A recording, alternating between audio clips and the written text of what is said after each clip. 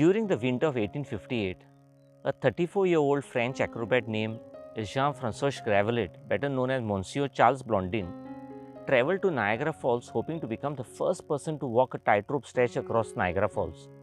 Now, Blondin began to promote the event around the town, and his announcement created a media frenzy. Some people thought his idea was stupid, and others thought of him as insane. The idea that someone would cross Niagara Falls on a tightrope was unthinkable. No one had ever done it before.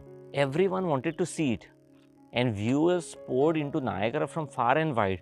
Now, according to estimates, there were over 50,000 plus spectators.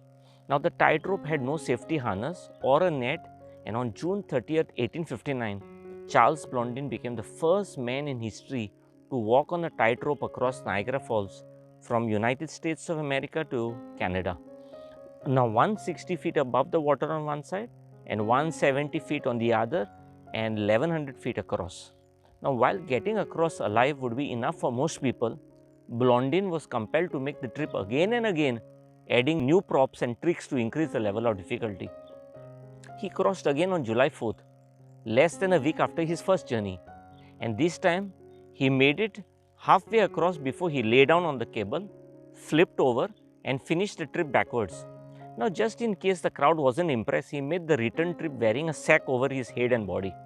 Now, in the middle of the month, he crossed wheeling a wheelbarrow, and on the 5th of August, he turned somersaults and performed various gymnastic feats on the rope. It is said that once he carried a stove and cooked and ate an omelette. On the 2nd of September, he crossed at night and stood on his head amidst a blaze of fireworks.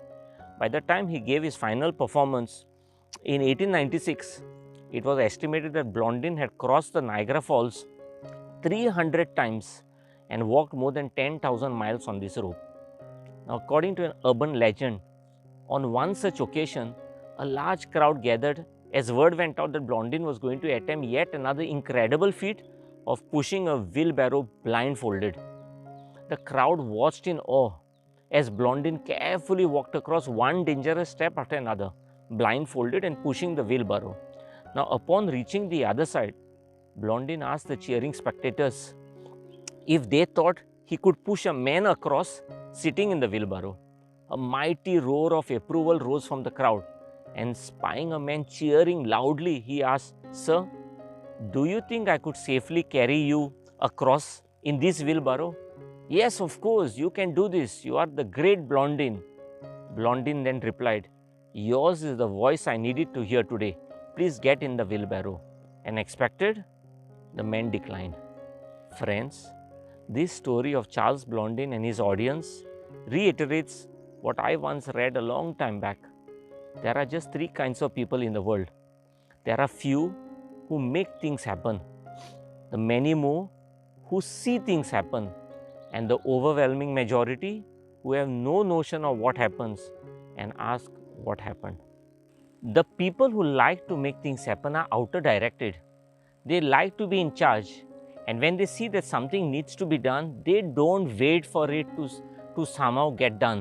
They go ahead and do it. They are doers and continue to reinvent themselves, learning new things, wrangling with new technology, and contributing to their communities. Charles Blondin was an example of this category of making things happen. He loved performing with different and challenging theoretical variations. Now, every human being is born into this third and the largest group, and it is for himself, his environment, and his education to determine whether he shall rise to the second group or even to the first group. We all have a choice, and we can decide whether we are going to make things happen or see them happen or take no interest on what happens. There is a well-known theory that shows that while most of us operate within a comfort zone, real success comes from stepping away from the comfort zone and taking a journey through our fear zone and learning zones before we can reach what is called as the growth zone. The comfort zone is that area of your life in which you feel familiar with and you are in control of. They say that the comfort zone is a beautiful place, but nothing really grows there. Routines can be stable and comforting, but they can also turn stale and confining over time. Now, most people who become addicted to their comfort zones usually end up unable to achieve their goals because they are somewhat obsessed with doing the things the same way that they have always done them, even when it is not producing any results. People remain in their comfort zone in order to avoid pain, discomfort, but if eventually it keeps them from fully living. Staying locked in your comfort zone would deprive you from becoming the person you are capable of being, and you are most likely missing out on great opportunities, life experiences, and personal growth. We all have heard the saying, everything you have ever wanted is just one step outside your comfort zone, or life begins at the end of the comfort zone. But while these two phrases sound inspiring and well meaning, they are wrong. Everything you want isn't just one step outside your comfort zone. There are two levels you must transcend before you break through and enter into what is known as the coveted growth zone. However, many of us are caught by surprise when we enter into these transitional zones and never make it through them. We become paralyzed by the fear or the discomfort or the obstacles and quickly retreat back to safety. Once you have made the decision to leave your comfort zone, you will reach an unknown zone, usually called as the fear zone. Now, every one of us would have tried at some time in our life to do something new, novel, unfamiliar, challenging, or risky and open ourselves to growth.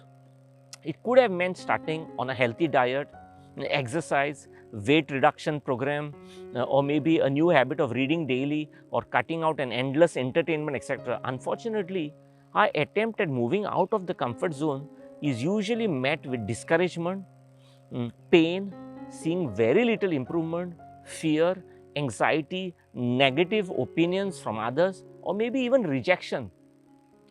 In the fear zone, you might also lack the self-confidence, be unsure of your own ability to cope up with increased responsibilities and effort, and find excuses to return to your comfort zone.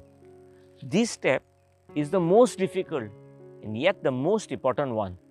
Take a breath and write down the feelings and try to understand the why behind those negative feelings. Why are you afraid? Why do you care about other people's opinion? Why are you discouraged? Self-confidence increases when you take action. However, what you may not realize is that the fear zone is just a temporary place that is going to lead you to an improved mindset. If you can find the courage and the self-belief to keep going despite the fears, pain, disappointment, you will soon find yourself in the third zone, what is known as the learning zone. And this learning zone is a place of experience. In the learning zone, you face challenges, risks, difficulties that require you to learn new skills and acquire new abilities. One must enter the learning zone by first setting some personal goals. And these goals should be realistic and they should be achievable. The next would be to start on a learning process by doing some research on how to go about achieving these goals and finding out what you need for this process. And finally, find someone who would like to support you in this process. Through continuous learning and perseverance, you will finally reach the final, what is called as the growth zone. Here you will be able to realize your dreams and achieve your goals. This is where you will start living with freedom and a sense of purpose. Not many people are brave enough to make it to this point. Getting here is uncomfortable and takes a lot of resilience. In the growth zone, the sky really is the limit. You will have the motivation to set new goals and objectives that you are confident you will achieve. Friends, only when you are willing to become comfortable with being uncomfortable can change really take place. Good things don't happen to us because we want them to. They happen to us when we take action and are willing to step out of our comfort zones. If you never leave your comfort zone, you will never break the boundaries of your own limitations, and you could end up sacrificing the potential for much better possibilities that await us down the road of life.